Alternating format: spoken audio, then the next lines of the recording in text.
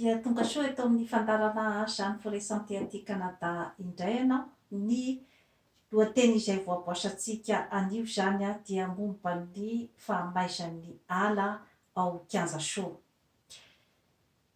Tohina dia tohina ny fo manoloana ny zavatra toy ireny satria dia mahagaga dia mahagaga ny tsy fahatakarantsika malagasy ny atao hoe tanindrazana satria rehefa mandoro ny ala ianao, mandoro tanety ianao dia mandoro ny tanindrazana ary indrindrandrindra dia mandoro ny tenanao. Isaorana ireo mahery fo izay namono ny afo satria dia maty tamin'ny fotoana fohy dia fohy ny doro-tanety ary dia nilamina ny raharaha nandritry ny fotoana izay nanaovan'ny mahery fontsika zany anio famonoana afo io. Efa noresahako teto ny momba ny princesse Rabolobolo. Efa niresaka teto ihany koa ny tenako momba ny hoe famarotana any Kianjasoro. Ataoko angamba fa tsy hamerimberina intsony ny momba n'izay resaka izay aho fa mampatsiahy antsika mpiray tanindrazana Betsileo na ny olona izay mpiavy ao Fianarantsoa, ny malagasy tsy vaky volo, ny Kianjasoa dia atsika rehetra io fa tsy any taranaky Rabolobolo ihany. Ny tiako homariana zany manoloana ny zavatra toy izao dia ny hoe ny fitsinjovantsika, ny taranantsika no antony izany imatimatesana amin'ny fanerenana any toerana ohatran'ireny satria ireny no mitondra ny identitentsika misy izany amin'ny firenena rehetra. Ireny toerana ireny no mitondra ny maha izy azy ny faritra iray. Aoka izany zavatra izany hiditra tsara ao anatin'ny saitsika tsirairay satria iza moa no andrasanao hanavitra ny Madagasikara dia i Madagasikara ihany dia ny malagasy ihany. Iza no andrasanao hanavitra ny any amin'ny faritra dia ny zanaky ny faritra ihany. Iza no andrasanao hanavitra ny Fianarantsoa dia ny Betsileo ihany. Tsy mandrara ny fankasitrahana, tsy mandrara ny fisian'ny olona hafa avy any amin'ny faritra hafa izay hiaraka hifarimbona amin'ny fampandrosoana any Fianarantsoa. Samy teratany malagasy saingy ny toerana rehetra rehetra dia tsy maintsy misy ny atao hoe tompo-tanàna, miandry tanàna ary miaro ny tanànany.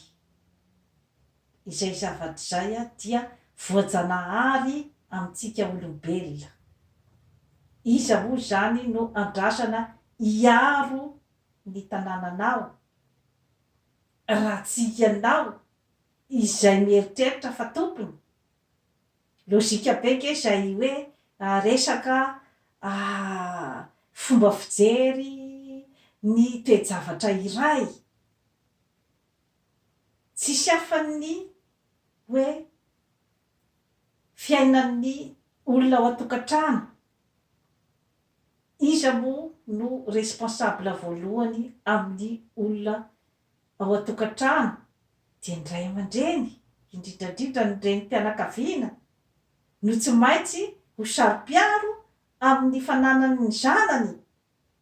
Zava-dehibe ke ny fijerena ny hoe resaka amin'ny fotony ohatran'izay rehefa mialaala daholo ny manodidina rehetrarehetra, ny renim-pianakaviana, ny ray aman-dreny no mahatsiapa-tena voalohany ho responsable ny tokantranony. Eny na dia atao ara hoe mitaiza zanak'olon-kafa, ny mpivady ao an-trano, natao ara hoe mandray vahiny hafa tadidio, fa ny tompona ndraikitra amin'ny fiarovany ny tokantranony dia tsy maintsy ireo ray aman-dreny ireo. Ka raha ohatra moa zany amin'ny hoe circonstance ohatran'ireny zany, raha ohatra zany tsy mba misy mitsangana miaro ny tanindrazany, de inona zany no hiafaran'ny tanindrazanao? Ny tenako tsy mitsangana ho mpanjakan'ny fianaratsoa na ho mpanjakan'ny kianjasoa, izany zavatra izany dia ametrahako fotsiny ny hoe tsy misy olombelona amin'izao andro efa misokatra izao ametra-tena ho mpanjaka izany, ary tsy misy olombelona izay hoe mametra-tena ho lohan'ny fiarahamonina, fa ny vahoaka no mametraka ny olona izay tiany atao lohan'ny fiarahamonina eo aminy. Saingy tsy maintsy misy ny olona mandray andraikitra ny amin'ny hoe fiarovany ny taniny. Ny tenako manokana dia tsy mitady seza, tsy mitady toerana politika, ny plasiko dia ny hoe miaro ny tanindrazana, izay ihany mitondra ny anjara birikiko amin'ny tanindrazana, izay ihany no ametrahako ny tenako. Mahadiso ve izay fomba fijery izay? Somary mahagagagaga ihany. Mametraka aho eto amin'ny fandaharana Jeanne Forest Santé, mametraka karazana lohahevitra maromaro hitarihako ny saintsika malagasy ny amin'ny atao hoe famakafakana, capacité d'analyse, capacité d'influencer, ny fijerena amin'ny atsipiriany toe-javatra iray. Moa ve miditra tanteraka isika amin'izay hoe fanadihadiana izay, ny zavatra izay tenenin'ny olona iray? Moa ve isika miditra tanteraka ny amin'ny hoe fijerevana amin'ny atsipiriany ny fomba hiarovanao ny tanindrazanao? Satria ny akamarony dia ny mandray atendrony, mandray karazana frazy kelikely eo fotsiny amin'ny zavatra izay tenenina, dia efa manome conclusion na manao karazana manipulation amin'izay karazana frazy izay ataontsika miarranger azy, izay frazy izay atao hoe afaka ho hitarina. Mampalahelo raha ohatra ka tany ohatran'ny Madagasikara izay maro manam-pahaizana no mbola tsy mahay mamakafaka toe-javatra iray, mamakafaka tolo-kevitra, mahamenatra dia mahamenatra izany zavatra rehetrarehetra izany. Averiko eto foana, mitsangana ny tenako hiaro ny tanindrazana, hiaro any kianjasoa, satria ny identité maha Betsileo anao no entiny io kianjasoa io. Tsara fantatritsika rehetra ny taranaka faramadiby ny zavatra ohatran'izany. Tsy manana porofo aho hoe iza no nandoro any kianjasoa, tsy afaka andeha namelika an'iza n'iza, nateratany Betsileo ove nandoro an'io mbola tsy fantatry zany. Moa ve ny vahiny ny foko hafa mbola tsy fantatry zany. Moa ve vahiny tena hoe vahiny tsy malagasy mbola tsy fantatry zany. Fa ny fantatry fotsiny de ny hoe raha ohatra ka ianao Betsileo, teratany Betsileo no nandoro azy de mandoro ny tenanao ianao. Raha ohatra ka foko hafa dia manao tsinotsinona ny Betsileo ianao.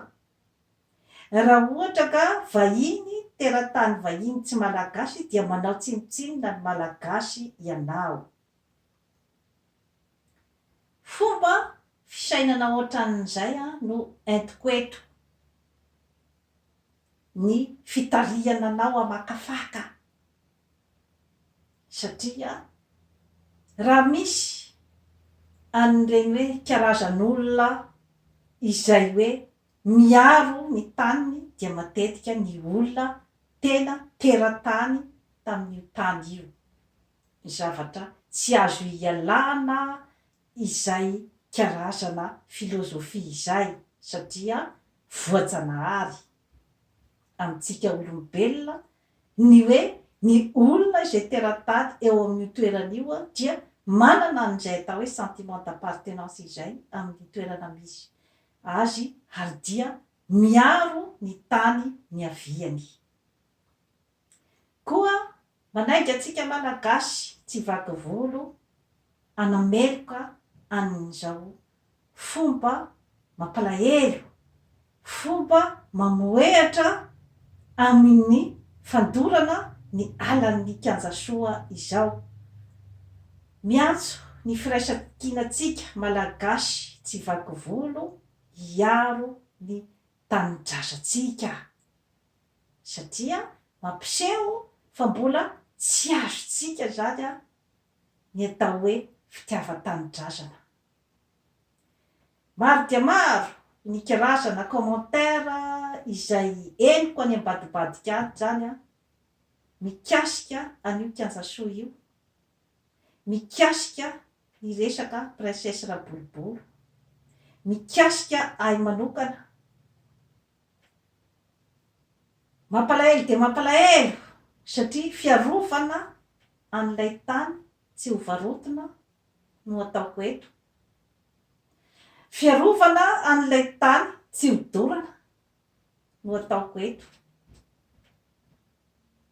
Izaho tsy mbola niteny hoe te hirotsaka haka plasy politika toy izatsy na izaroa. Fa ny resaka fotsiny aho ny hoe asarobidin'ilay toerana izay mitondra ny identitenao. Ianao izay mitondra tenao Betsileo. Tsy nisy ny filazako ny hoe karazana saranga na ambaratonga. Efa noresahako teto amin'ny fandaharana Jeanne Forest Santé de ny hoe isika malagasy tsy tokony fanambanimbany izany intsony. Tsy tokony ametraka ny saranga amin'ny fiainana sy amin'ny fiarahamonina fa rehefa samy malagasy dia samy malagasy. No mariako fa ny hoe rehefa misy ny olona izay hoe mitondra an'izay hoe identité hoe taranak'andriana izay dia hajao izy amin'izay hoe toerana misy azy izay. Manana droit ny olona anana ny fierteny amin'ny izay niaviany. Kanefa kosa no mariako tsara tamin'ny fandaharana izay nataoko teto ny amin'ny hoe inona ireo karazan-javatra mampikorotana ny fiarahamonina dia fariparitako tsara tamin'izay fotoana izay fa ny hoe manana droit ny olona iray ho fiera ny fiaviany. Kanefa kosa ilay fanimbazimbana ny hafa izay no zava-doza miteraka poizina zany amin'ny fiarahamonina. Ary nolazaiko tamin'ny fandaharana izay nataoko tamin'izay fotoana izay fa tsy tokony itsony misy olombelona mieritreritra ny tenany ho andevo izany. Ny razamben'ny tany aloha no nitondra an'izay identité izay, ary hoe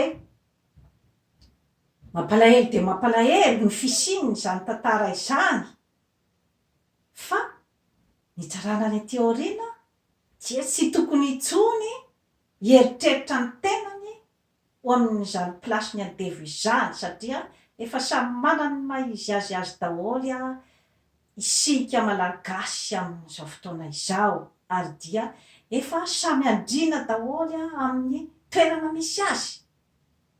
Misy ny andrina avy amin'ny razambeny, avy amin'ny ra ny razambeny, misy ny andriana ny fianarana, ny diploma sy ny marim-pahaizana, misy ny andriana ny vola, misy ny andriana ny fahendrena, misy ny andriana ny fitiava-tanindrazana. Izany zavatra izany no tokony hoe ilofosatsika malagasy, ary amerimberenako foana ny hoe latabatra boribory izay tokony ataotsika malagasy, iatsona ny manam-pahaizana rehetra, iatsona ny manam-panahy rehetra, latabatra boribory izay ifamosahana ny zavatra tsy mety rehetra nisy teto amin'ny fiarahamonina malagasy, ary dia amafana izany. Fa ny tantara izay mipetraka dia avela ho tantara, fa tsy ny fandoroana azy na ny fikosehana azy tao amin'ny tantara no ampandroso ny Madagasikara, fa rehefa tantara nipetraka dia tantara nipetraka izay ny anarany, tsisy afaka mamafa an'izany. Maro dia maro ny zavatra izay lazaina izany mikasika an'io kianja soa io.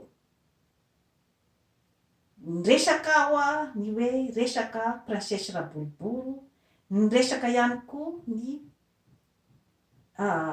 ratandroka zany izay hoe izy zany no anadahatra bolibolo, tena zanaky ny tany ao kianja soa ratandroka, fa dia mampalahelo fa de misy ny fanaratsiana ny amin'ny hoe ary tena hoe professeur izay nanoratra momba ny tantaran'ny kianja soa, ary nanoratra ny fianakaviana avy amin'io ratandroka io, ny fianakaviana Andriana Rajaka izany professeur izany, dia sahy milaza fa izany ratandroka izany dia tompo menakely. Tsy tompoko, tsia, mbola asehoko eto ny video izay manazava bebe kokoa zany ny resaka princesse Raboriboro sy ny resaka ratandroka sy ny fianakaviany, ny descendant zany. Ny reniko zany no anazava bebe kokoa ny momba an'izay génération izay, ary dia anazava bebe kokoa zany ny fahatafidirako izao zany foré ao anatin'izay génération izay, fa satria ny vadiko no kanadiana, fa izaho dia mitondra ny ra n'io kianja soa io. Ka dia manasa antsika zany amin'ny herinandro ambony no alefako eto ny horonan-tsary fanazavana avy amin'ny reniko izay zana-potitra, tsisy mahalala sy zay tsy mahalala n'izany ratandroko izany raha mbola ao Fianaratsoa, tsisy tsy mahalala an'izany hoe fianakaviana izay naloaky ratandroka izany ao Fianaratsoa. Ka dia lafiko tanteraka, ary dia meloiko ny fanaratsiana izay alefa amin'ny fianakaviana izay taty aorinan'ny ratandroka izany.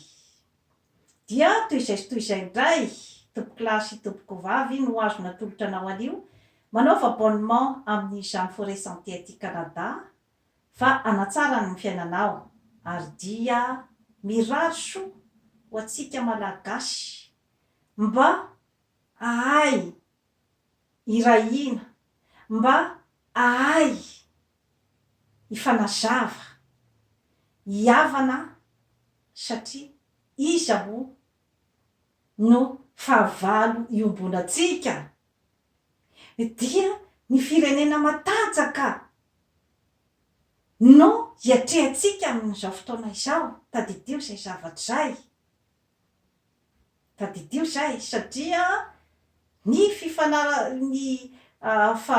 fanasaratsarahana ny malagasy dia ao anatin'ny politika stratezian'ny firenena matanjaka mba hahafahany misikotra foana ny zavatra sarobidy ao aminao. Tadidio izay ry malagasy ka rehefa tsy mahay hitambatritsika, hifanazava, hifamela ary hanome ny karazana rafitra, ametraka ny karazana rafitra izay manambara fa ny malagasy tsy vaky volo dia tokony hisitraka ny harena ao aminy.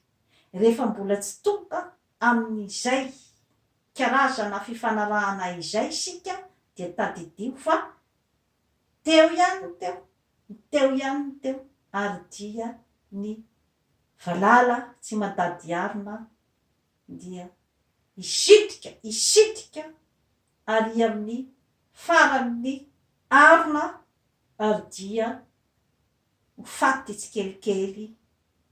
Izay ve no tadiavintsika malagasy.